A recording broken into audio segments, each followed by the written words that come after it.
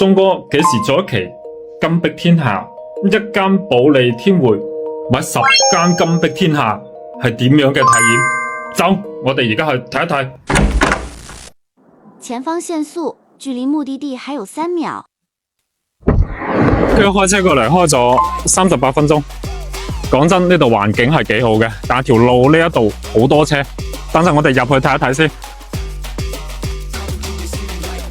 呢邊係佢商業中心，呢一度有個華潤萬佳超市，好似好偏，但又有超市。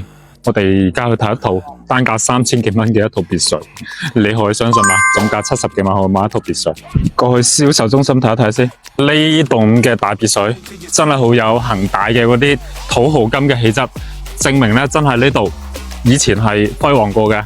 哇！呢間仲犀利，總價94000蚊，10萬蚊唔到啊！買一間房，我哋而家去睇睇先。搵到啦，就後面單身公寓一房嘅，總價10萬蚊唔到，犀利啊！但係有一講一，呢啲環境係真係好，但係呢啲綠化真係正。OK， 下一期你哋仲想去睇邊度嘅？評論區打出嚟，或者私信俾我，我帶你哋去睇，帶你哋去體驗。